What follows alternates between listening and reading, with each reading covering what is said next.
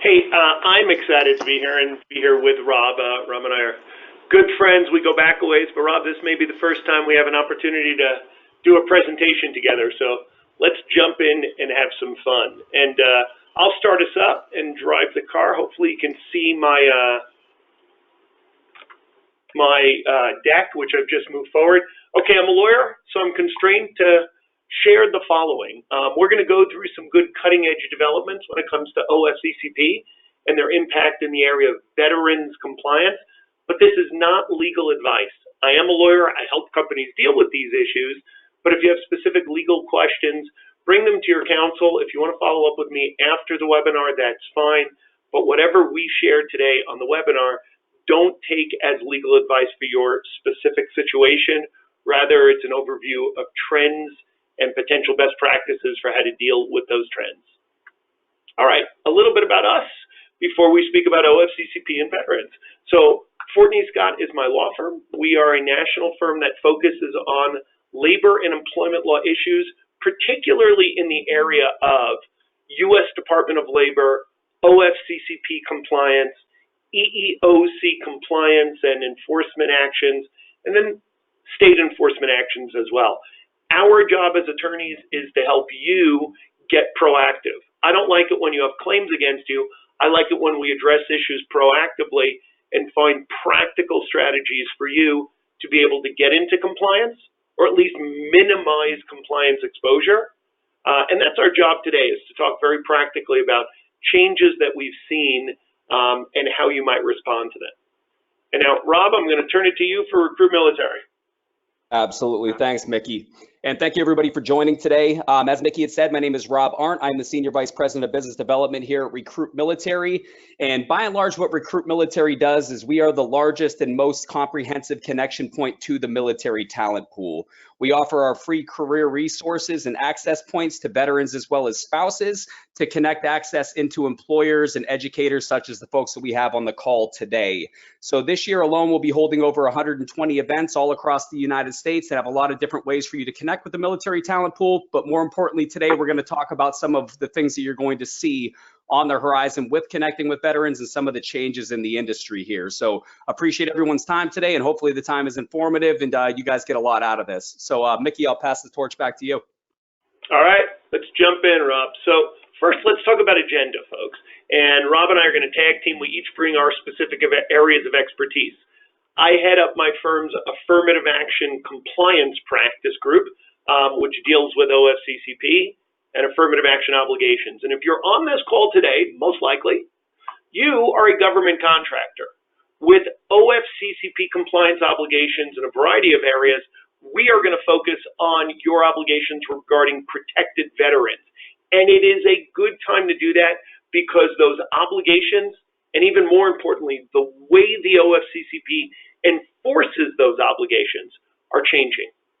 And one primary way that we're going to feel that and feel it very soon is with a new type of compliance investigation that the OFCCP will deploy sometime pretty soon, and it's called a focused review. Focused reviews have been around for a long time as a tool for enforcement by the government, but the OFCCP has not used them in any meaningful way until now.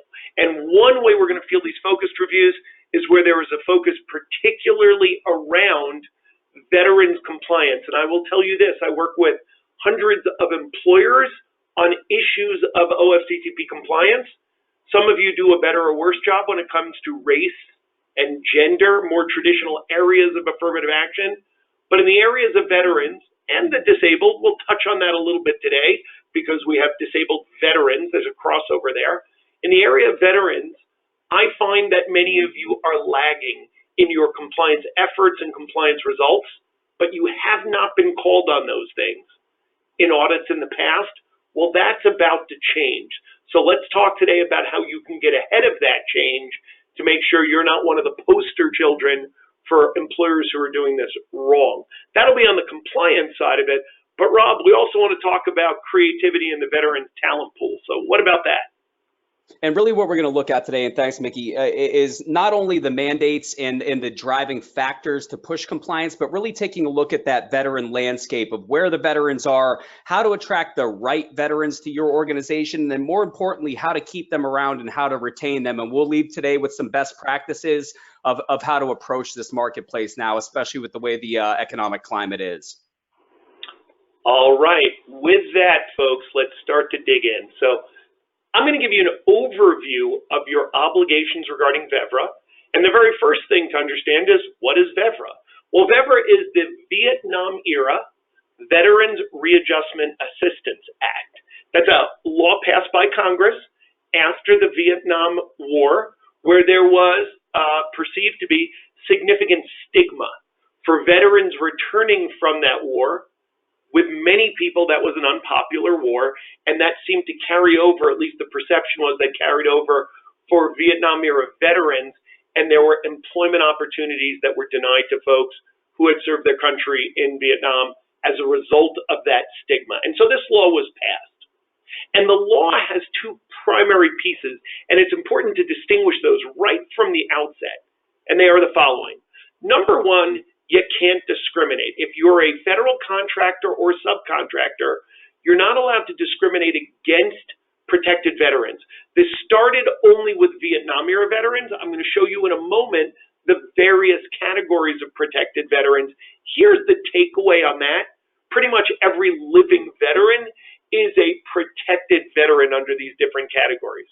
So here's what you can't do. You can't say, as a contractor, I am not going to hire someone or promote them or pay them equally with others because of their veteran status. I just don't want veterans working in my workforce. That's unlawful discrimination. But there's a second pillar of your obligation here, and that's where we're going to focus even more so today, because that's what you're going to be called on very soon in these new focused reviews. And that is your obligation to engage in affirmative action. It's not enough that you don't discriminate against veterans. You also must take specific affirmative steps to reach out, to robustly identify veterans for employment opportunities, give them an opportunity if they're already in your workforce to be made aware of the opportunities that exist, to ensure that they have full employment opportunity up to the top of the house, and ensure that they're being paid fairly while you're doing that. That's a critical piece that many of you, in my experience, don't do quite as well. Almost none of you discriminate against folks because of their veteran status. But in terms of this additional, more robust affirmative action obligation, many of you are not doing that right. And so we're going to talk about how to get right with that second part of your legal obligation. The VEVRA regulations were updated in March of 2014, and some of those updates we have not felt the effect of for the past 5 years or so, but we are going to very much so in these focused reviews. All right, who is a protected veteran as opposed to another kind of veteran? And here are the definitions of our categories, just real quick. Disabled veterans, and there's a specific definition for disability for veterans. Recently separated veterans, which has been interpreted to mean those 3 years removed from their military service, so those are recently separated. The next two encompass in combination pretty much all living veterans. Active duty wartime or campaign badge veterans, meaning anyone who served during a time where there was either wartime or a campaign badge issued for that period of time. And then Armed Forces Service Medal veterans, again, those who are getting the service medal based on certain times that they have served. Effectively, we have been, this isn't a political comment, it's just the facts, we have been in various military conflicts for the last 25 or 30 years or so, some on a fairly continuous basis. The point in all of that is people entering the workforce today who have been in military service during the last several decades are going to be almost certainly captured in this definition and therefore these obligations. So the takeaway here for you is that veterans, pretty much all veterans, are protected veterans, including Vietnam era and others from that earlier time. All right. In about 2 minutes, I am going to click off what your broad affirmative action efforts are beyond just EEO. And then we'll drill down on a few of these, Rob and I will, that are particularly important, and I've highlighted some of these by bolding it and italicizing it. Okay, first, there are various posting and notice requirements if you're a government contractor for veterans. Those go along with race and gender and disability. You have an obligation to have a specific affirmative action policy, not just an EEO, but an affirmative action policy that summarizes what your affirmative action program will be with respect to veterans. You have an obligation when you have job openings to post those job openings with state employment service, and Rob will talk about, I think, a little bit of that later on, but the bottom line is this. If you're a government contractor, except for 3 very narrow exceptions, we're not even going to talk about those because they almost never apply, but effectively for all of your job openings, in addition to whatever other recruitment efforts you would undertake, you have to ensure that you're listing with state employment services. You also have to invite your applicants and your employees to self-identify their veteran status. And you actually have to do it at a few different points in the applicant process, and then also while they're employees working for the organization. We're going to have some fun, and you need to focus particularly around this next bullet, the assessment of the effectiveness of your outreach efforts. Let's pause on that.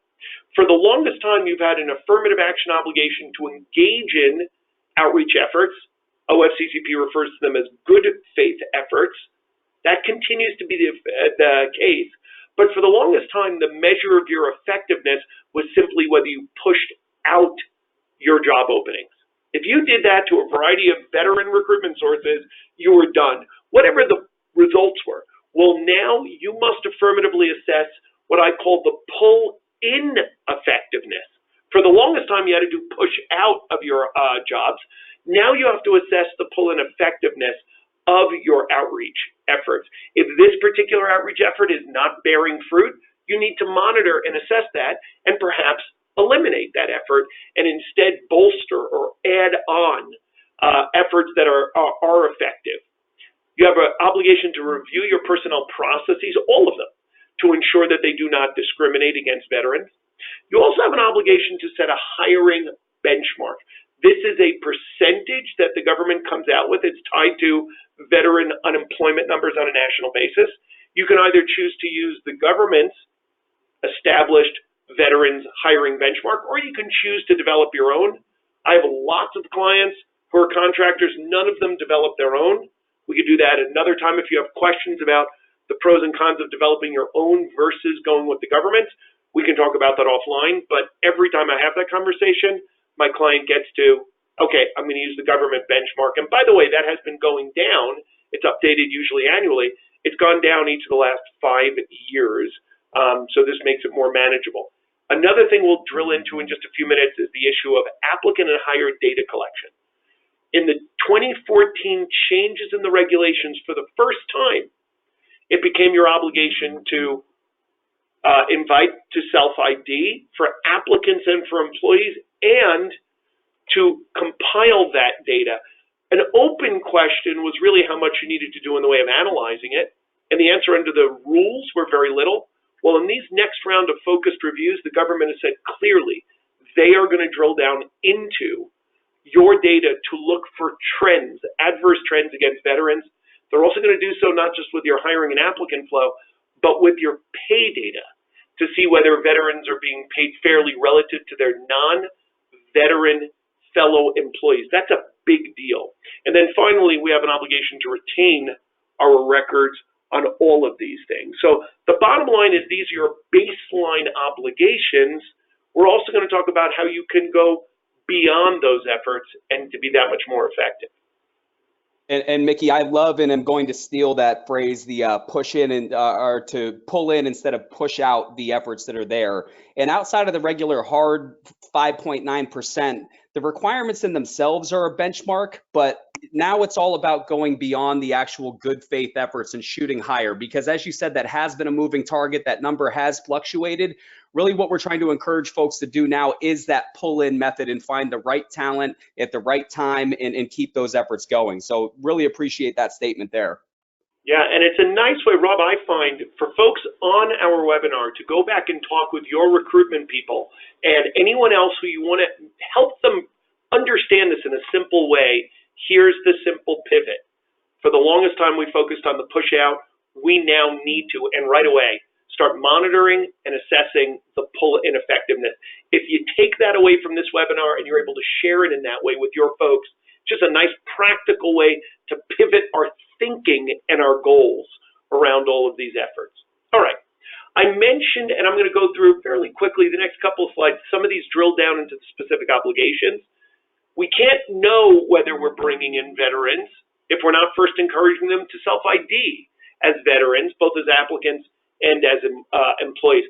So you have an obligation pre-offer to invite in writing a form to self-ID for your pre-offer applicants. Post-offer but pre-hire, the rules say you have an obligation to do a separate standalone offer.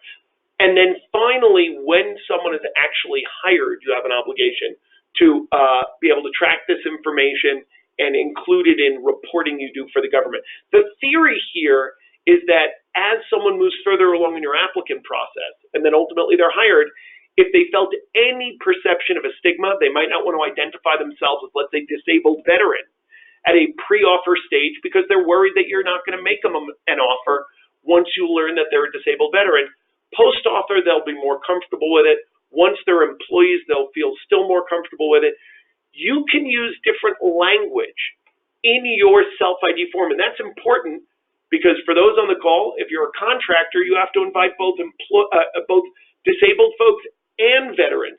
On the disabled side, the self-ID form is very prescriptive.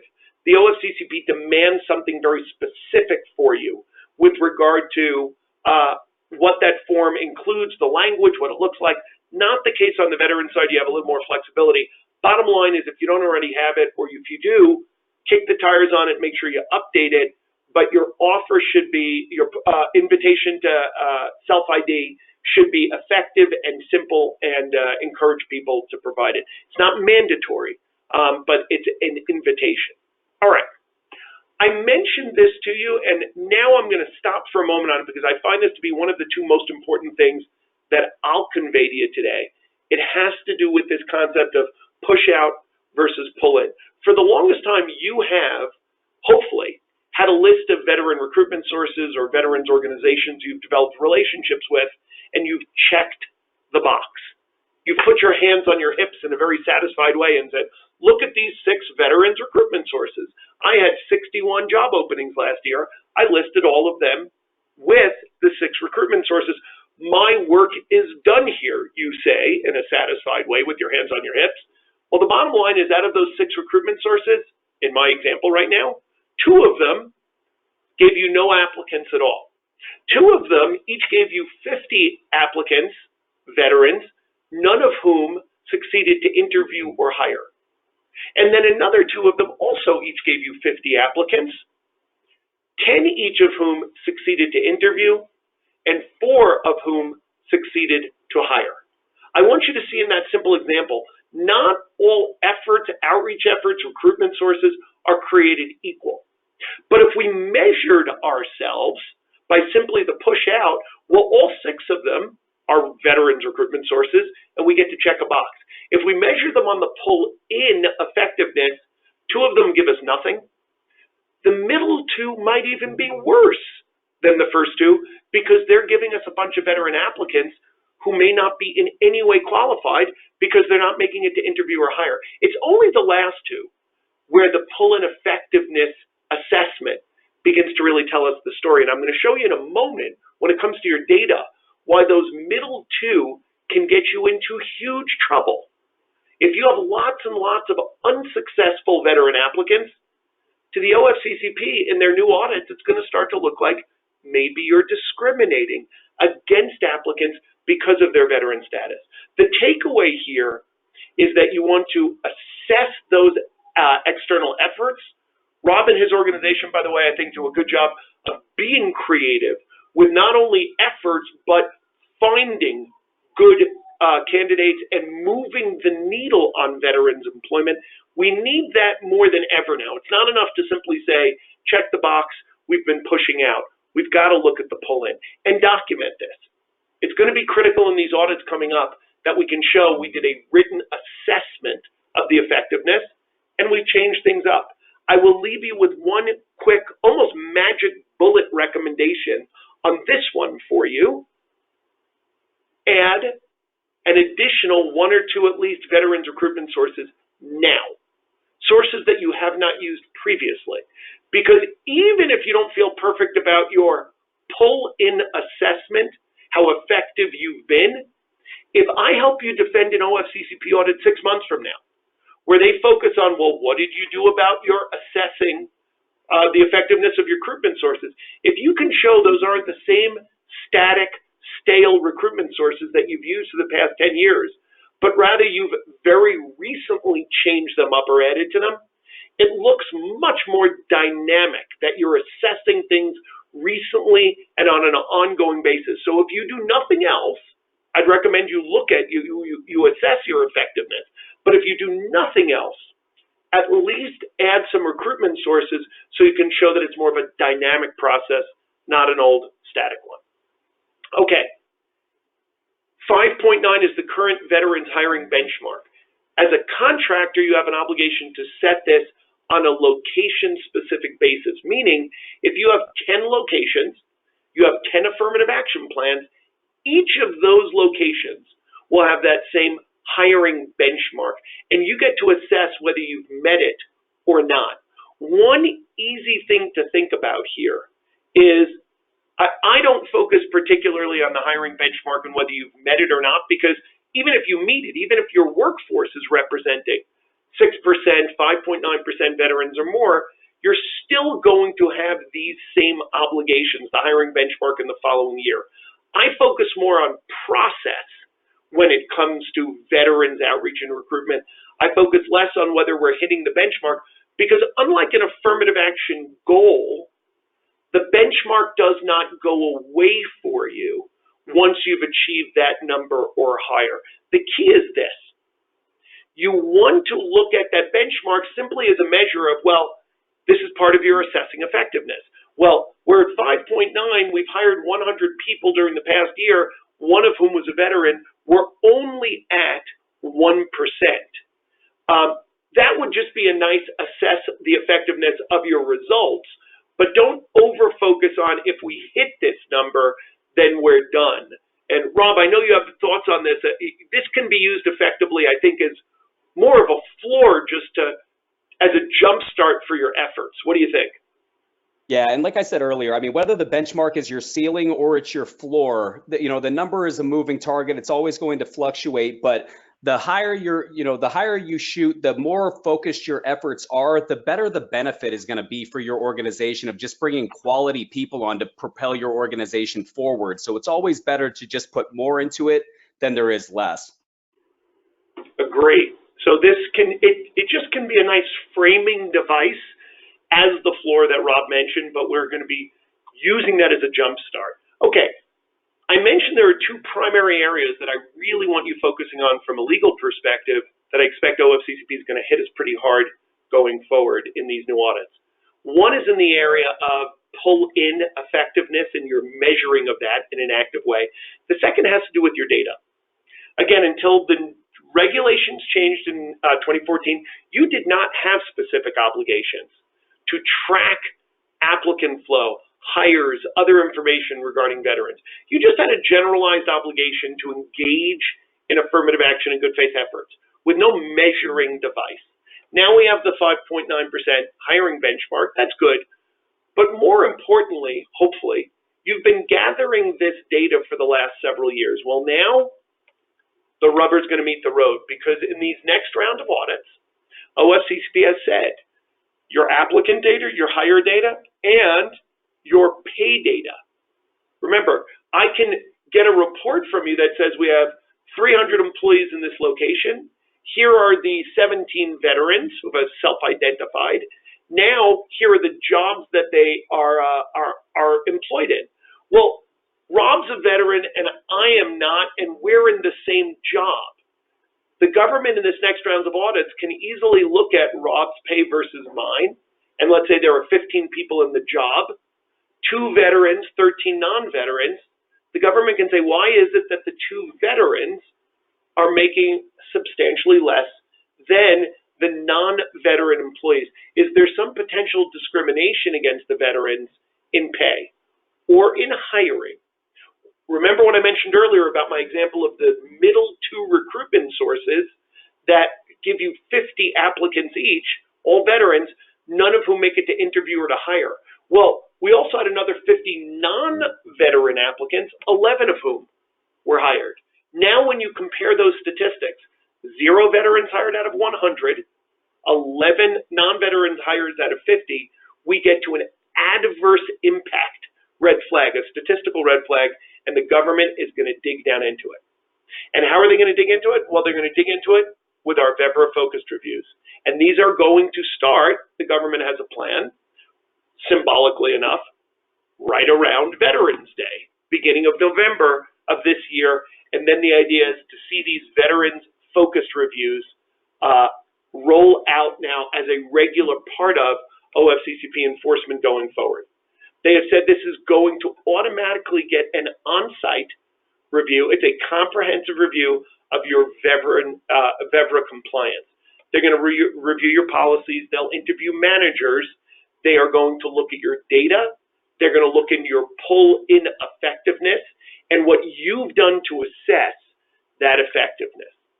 Well, OFCCP has a proposed changes to the focused review letter. They're still waiting for final approval on that. I expect they will get it sometime before they want to roll out these focused reviews. And the letters show that the OFCCP is going to be much more robust from a data perspective. Your applicant and employee data specifically you're going to provide, and also provide pay data for all employees, along with identifying whether someone is a veteran or not. It will give the OFCCP the tools they need to be able to conduct effective hiring and also pay analyses. And Rob, I know that employers sometimes can get themselves in trouble with veteran versus non-veteran based on relying on some information with regard to veterans' pay. So educate us about that if you could. Yeah, Mickey, one of the things that we see, especially when I'm working with employers, is the fact that there is a military pay scale and a published chart out there that says the base pay of a military person, whether their rank or their time in service, but that is very misleading because that only covers their base pay and not variables such as housing allowance, special duty pay, hazardous duty pay, and then the additional benefits that go into there. So we always advise employers not to use that as the source document, but only as just like a guide point for awareness because it doesn't capture the whole picture there. And I've seen employers get into trouble using this. And I think actually, Rob, that's a really interesting point. We could do this in a whole nother webinar, but for many of you listening in, if you're a multi-state employer, there's been a very strong push among the states to say that employers are banned from asking for prior salary history from applicants because they don't want employers relying on that prior salary and then just carrying it over into their workplace. Rather, you should assess the value of the job and the value of our applicant and what they're bringing to the table, and don't simply carry over their previous pay.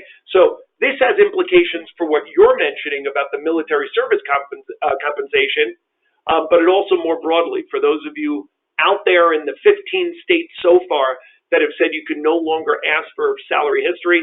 This just fits in perfectly. Go with what the value of the job and the value of the candidate is, not what they made previously. Just 1 or 2 more points on the focused reviews. You do want to look at your current veterans AAP. You should have a separate affirmative action plan for veterans. It may be within the same binder or the same document as your race and gender and disability affirmative action plan, but I want you to take it out and review it carefully because OFCCP is going to in these next audits. You want to look at your narratives to ensure these are plan text documents to ensure that they are compliant with these still fairly new regulations from 2014. You want to absolutely focus on your outreach efforts. Rob will educate us about creative approaches to that in just a moment. But this notion of don't rely on your staunchy, stale list of recruitment sources. If you work with a third party to list your jobs with state employment services, and they then, on your behalf, list with a variety of veterans recruitment sources, that's good to a point. But if the government concludes in your next audit that you didn't assess the effectiveness or that your effectiveness was not good, the liability is not going to sit with your third-party vendor who you asked to list jobs with. It's going to sit with you. So take a look at this and don't assume that you just delegate it to third parties to list with the state and also list with veterans recruitment sources. They may or may not be doing a good job, but it's your job to assess the effectiveness. Finally, you're going to get on-sites as part of these focused veteran reviews. It is really important that you make sure notices are posted, but even more important, that managers, employees, others, that you prepare for these interviews. Don't simply let them go in cold and answer questions that really may get the organization in trouble. And finally, take a look at all of your recruitment, your HR processes. This is particularly for your disabled veterans, where you really want to make sure that there's accessibility to the website, accessibility to the employment and job opening part of the website, accessibility within the workplace itself to make sure that particularly disabled veterans have equal employment opportunity. The rules are changing, folks, and it's really important that we not simply do things the way we have before. Those are your baseline compliance changes and my thoughts around those. But Rob, as you mentioned, that's more of a floor. It's certainly not a ceiling. So let me turn it to you, and you can educate us about the bigger picture beyond compliance. Yeah, thanks, Mickey. And thanks for the overview of the things to come. And now that Mickey's scared the heck out of everybody on the call of the things that are in line with the government and everything else, really want to cover where the veterans are, what that landscape looks like, and kind of putting some some ease to your mind on ways to attack this new change in the marketplace there. So looking at the veteran population as a whole, and just kind of looking at this funnel that you're seeing on the screen here, the U.S. population in whole is about 327 million. Veterans make up only about 18.2 million, so about 5% of the population there. When we start getting down to the weeds and drawing that down just out of the tag of veteran, you're looking at veterans that are 65 plus, making up about half of that population. And then when we keep going down, the 49 and younger folks that are out there make up about less than 2% of the population. And then the 35 and younger make up a fraction, almost a quarter of a percentage of that population in there. So it's almost looking for a needle in a haystack within a haystack. Not to mention it's stacked against the fact that there is a 3.4% veteran unemployment rate right now. So a lot of the veterans are employed and maybe even working for competitors and folks like that. So how do you find the people out there in this needle in a haystack within a haystack? We also hear a lot of things. The troops are coming home. They're getting out in droves. When we look at those numbers over to the far left there, only a little over 200,000 are actually transitioning from military service. Just like all of our organizations, they are experiencing attrition, and that's right in line with some of what we're seeing is about 15% of the military is getting out on a yearly basis, but they're not doing a mass exodus and things like that. So really what the questions that we get is putting that into perspective, that veterans aren't just walking around anymore in camouflage in Walmart, but really finding those people and why it's a good talent pool to fish from. So on the next slide here, we're going to look at that actual candidate market of what you're going to see and how many boxes and how this fits into your organization. So the thing that I'll say here is that veterans and sourcing from the military, it's a giant melting pot. You have people from all different walks of life, creeds, cultures, languages, different parts of the country, and they're used to working in a very diverse workspace, so to speak, which is obviously a strength for all of our organizations. But with all the graphs on here, you're looking at the gender, you're looking at the education, and what I'll say now is even from an education standpoint, this isn't your great-great-grandfather's military where they were pulling people out of the back of the courthouse. Right now, only about 1 in 4 Americans between the age of 17 and 24 are even qualified for military service. So you're seeing a lot more I guess, adaptable candidate, but also a higher quality candidate, where you can see from an education standpoint on the far right there that there's more educational opportunities and incentives for veterans than ever, and they're taking more advantage of those than ever. So this isn't your previous military. This is a different breed here. And looking at the goals and you know, the personnel by ranks and everything else, you can really fill different roles, whether it's from the executive level down to the entry level and labor positions that you have. And it's really a great target market for you.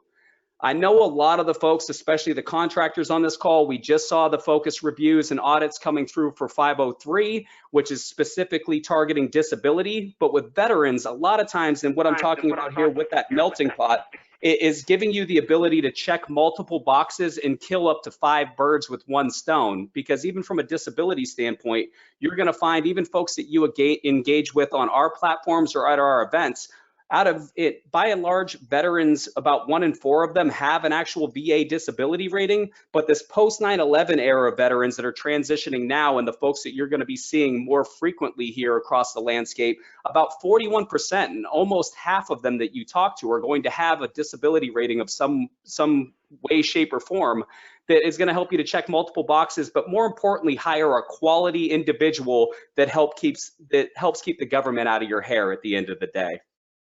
Yeah, and Rob, I have a thought on that from my sort of legal lens here.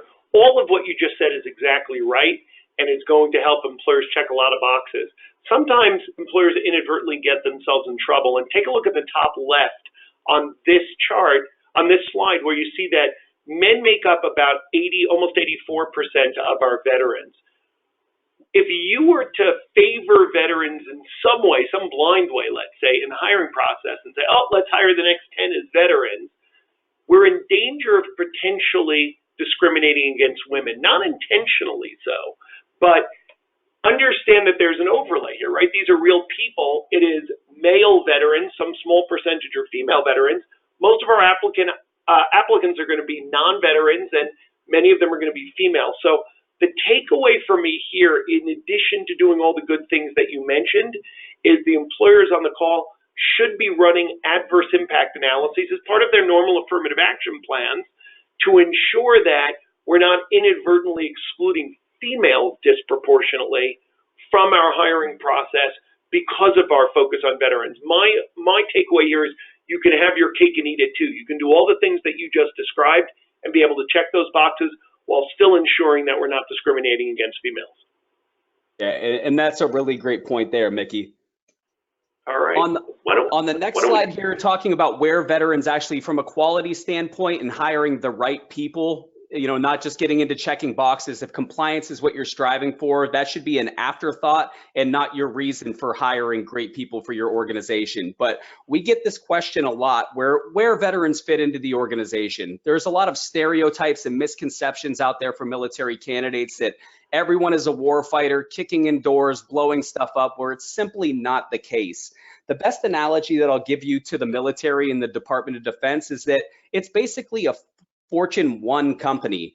Anything that you're going to see in a lot of larger organizations, and I'm kind of listing out some of the things that you'll find there, but you're going to find people in accounting and finance, human resources, engineering, supply chain, sales, program management, transportation, you name it. Whatever gears make an organization move, that's what the military is mainly focused on, and less than 5% are actually coming from that combat arms and that direct like infantry background there. So really, you know, when we work with employers, we try to clear up those misconceptions that they can fit into these different roles. They're just leaving a different company that's not yours, and a lot of those things are directly transferring in conduits into employment with civilian organizations such as yours. The other thing that I want to point out about veterans is those soft skills or those intangible traits there. The things that you're getting from hiring military talent are really exponential in what you're getting out of the value with these folks, where no matter how long they stayed in, whether it was 4 years, whether it was 24 years, these are proven leaders. They're classically trained and they're grown to be leaders within that organization, and decisions that they make. You may have a 17, 18-year-old, and I use the term loosely, kid, that's in charge of people's lives, people's safety, millions of dollars of equipment, and that's instilled in them at a very young age there. So Mickey, if you can go back on the slide there, it looks like Sure. it moved on to slide 20, Yeah. 21, but really the intangible skills on there, the work ethic, the ability to work on diverse teams, even pride in the organization of being able to live and breathe your culture and having a great locker room person in your organization are the things that veterans bring to the table. And of most importance, really mission focus is going to be something you're going to get from military veterans, where you're giving them a purpose, you're giving them a cause, and they are directing all of their firepower and all their efforts into making that happen. Because in the military, missions are non-negotiable, and that's something that directly transfers to your organization where you need someone to get the job done. Vets are going to be able to get the job done. And then the steps to establishing an actual military program here. So looking at step one on here, it's determining a goal. Right now, I'm sure that your organizations have everybody in the car, but what is set in the GPS? Where are we going? What we've seen is what gets measured gets done. Who is championing these efforts in your organization? Do you have leadership backing? Do you know the destination that you're going towards? And does everyone else involved know where the efforts are driving towards? The second step into it is going to be lead generation. Okay, that is the thing that most organizations may fall off on, where you're simply not generating enough buzz. And whether that's budget restrictions, you don't have a budget, you have some budget, or you have a huge budget, the bigger the investment that you make, and not just the monetary investment, but the investment of time and people and the investment of actually building a strategy, the higher the reward that you're going to get. Because of the work that we do out here in the space, we've seen, working with different clients of various channels and whatnot, it takes about 20 actual veteran leads to convert to one hire. So you have to ask yourself the question, if you're even generating enough buzz, or if enough veterans are even finding out about your organization. Which leads on to step 3 here, which is branding. Are you telling your organization's story? What are you doing to step out? Giving veterans a peek under the hood as to what your organization does, or what a day in the life of, in company X looks like. Are you showcasing veterans that are within your organization and showing that they're not the only one or a foreign species coming to your company? The last thing we want you to do is be the best company that a veteran has never heard of. And that's really where branding focuses are going to make your actual program better. And then also step 4, and the final one on here, is looking at your hiring process. How do veterans fit into your organization, skill set wise, background wise, or even just the environment? One thing I'll say with military candidates, and I spent 8 years on the streets of Marine recruiting duty, the folks that walked into my office, they didn't want things sugar-coated to them. And when they transition from military service, they don't want things sugar-coated either. Be honest, be upfront. You're not going to scare them away, and it's better to do it up front than to lose them in 60 days when they get there and it wasn't the rose garden that was painted out for them. So look at what that user experience looks like for a candidate, and then also educate and empower your stakeholders, your recruiters, your sourcers, your screeners, anyone involved with the process is going to be talking with these people. Make sure that they're involved with the process and that they're read in of all the great things that you're doing, so that way the back end doesn't fall flat. And then digging a little bit more into lead generation and branding on here. So looking at your current sources, are they enough? Career fairs are a great way to meet with folks, whether they be on base, whether they be off base, or the virtual events. But this gives you a deeper impact and a 3-dimensional look on both sides, where a candidate can assess you and have a meaningful human-to-human conversation. And the same thing on the opposite side, where you'll get a chance to talk to a veteran to find out what type of things transfer over that may be past the resume. I'll be the first to tell you that veteran resumes aren't necessarily the best coming from the transition programs and whatnot. You may have to get through some militaries and things like that, but you can find a really great candidate if you get past the surface level things. And we can't just depend on algorithms and APIs and all this stuff that are out there to translate those over, because a lot of times you're going to lose great candidates that a computer is not necessarily finding for you. You always have contingency placements and direct placements, or using RPOs or the recruiting process outsource. This is where you leave it to the experts, where if you have a leak in your talent pool, If you don't have plumbers on staff, this is a way to pull in a plumber to actually fix that leak in your talent pool is the easiest way to think about it. And those organizations exist here. We do a lot of those things ourselves within the organization.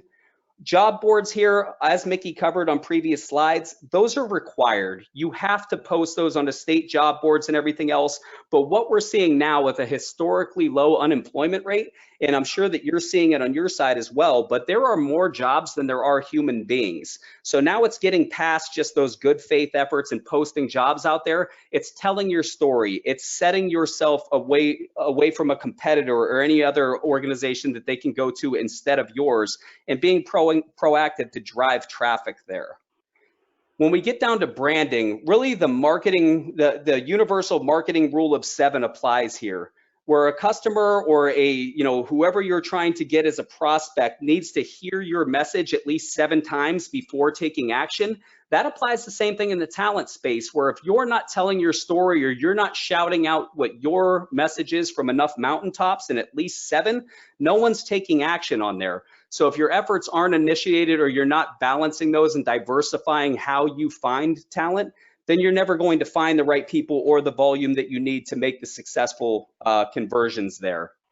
You have email campaigns as well. Those can be on a national, regional, or local focus.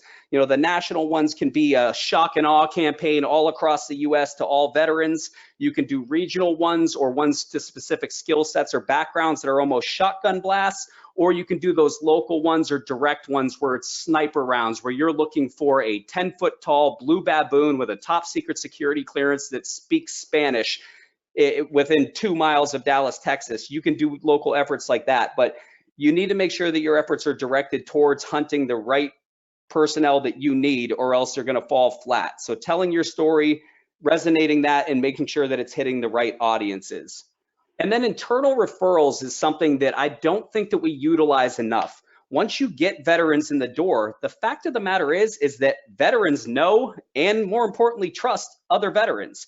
Do you have incentives existing in your organization? Are there referral bonuses and things like that? Are you even asking your veterans of, hey, do you know anybody else that you serve with or that you've came across in your time in service that may be a good fit for what we do here? Maybe if it's not in that logistics role that you're in, we're hiring salespeople, we're hiring HR people. Do you have dynamic folks that you would vouch for that would be a great fit to this organization? And this is also a great idea, a great way to get folks to self-ID, where if there's an $800 bonus for me to bring another veteran in or whatever, I'm going to check off whatever boxes you need or fill out whatever form you need to self-identify myself so I can get credit for that. So just kind of a back-ended way there, but veterans know other vets, and tap into your resources and the folks that you have internally in the organization. Rob, let me mention something on that, because employers, when they go out with the self-IDs, sometimes your employees and applicants are going to respond and give you their vet status, sometimes they're not. But where there is some type of financial incentive, I don't mean to give away money for someone who says yes to the self-ID form, but in the referral process where vets know vets, vets are going to be more comfortable identifying themselves as veterans if they're being brought into the organization by a veteran who says, this organization treats me really well as a veteran. It'll that much more encourage me to provide that information. So everyone wins. The employer, you're trying to achieve certain numbers and demonstrate it to the OFCCP.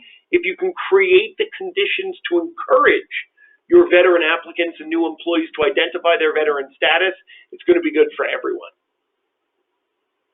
Really great point there. Absolutely great point. And we've seen that work. It works even within RecruitMilitary. We hire other veterans here because vets know other vets, and we know the quality of the veterans and the value that they bring to the table. So really great point, Mickey.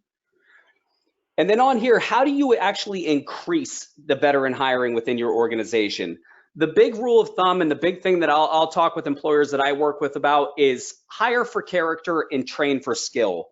And what I mean by that is, as I said on one of the previous slides there, is that the resumes may not always match up, or you may have things where you're hiring drivers because you're a transportation company, but in the military, it's not called a driver. It's called a motor transport operator. So there may be translation things and everything else, but get past the intrinsic value, look at the actual key components of what you need to be successful for that role, Even if someone leaves a competitor, I mean, everyone thinks of the military as almost like this distant land or distant planet that folks are coming from.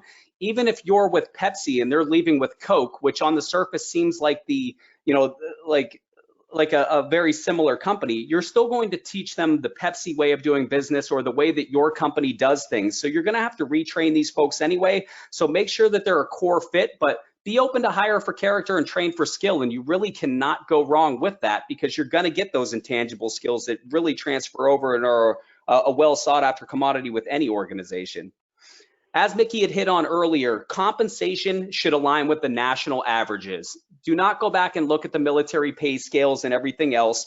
This is a highly sought after talent pool. Sometimes when we get into the military weeds, we deal with everything that's out there in the press of, you know, the veterans need your help, they need your hugs, and Sarah McLachlan, Arms of an Angel's playing. It's simply not the case. This is a very competitive talent pool. If you're not, if your company does not have the business savviness to hire these folks, your competitors probably do. So this isn't a charity. Be competitive with what you're putting for wages and base those off of the national averages, just as Mickey had advised earlier.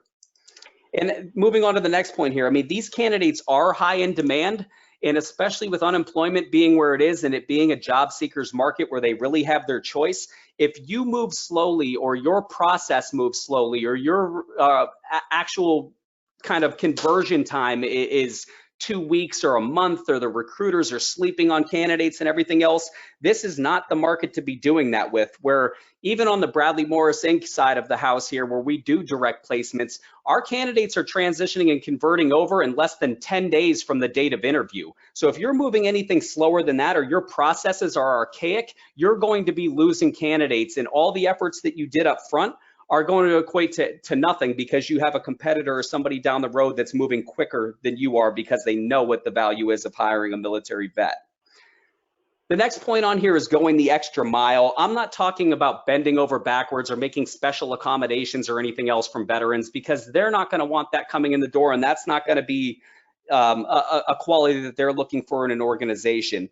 What we're talking about is, you know, military candidates, a lot of times they'll have a relocation package in place. So just knowing that Uncle Sam may move a candidate and directly deliver them to your doorstep, compliments of the military.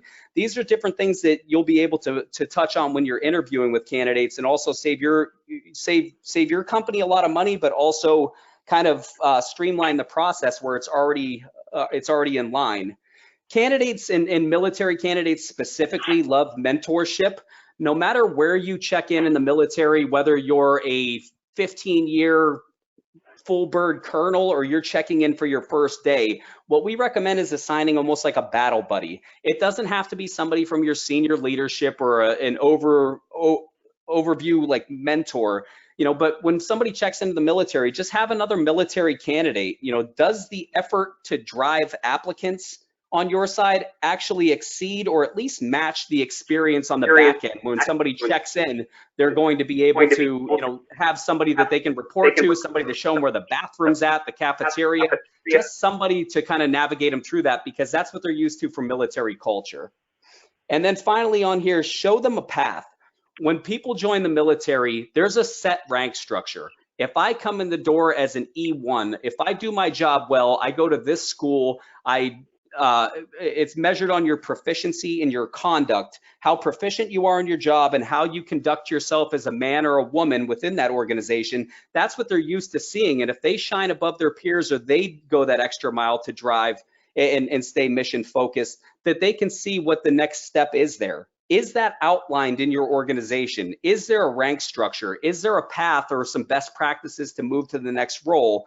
That's going to help gravitate and bring veterans into your organization. But more importantly, that's why they're going to stay. That's why they stayed in the military, and that's why the veterans that we work with stay within organizations, because it was told to them up front exactly what the expectations were. There wasn't a rose garden that was painted there, but they know if they work, they do the right things, they can move up within an organization, and that's exactly what they're looking for when they're looking for their next home after they hang up their uniform.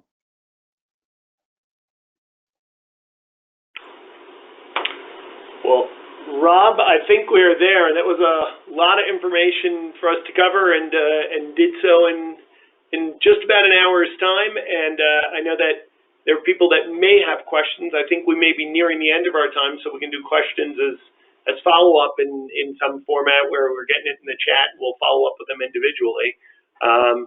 But this was good. I thought yours, by the way, from a lawyer's perspective, listening to you talk about how to do things in a very practical, effective, move the needle way is excellent.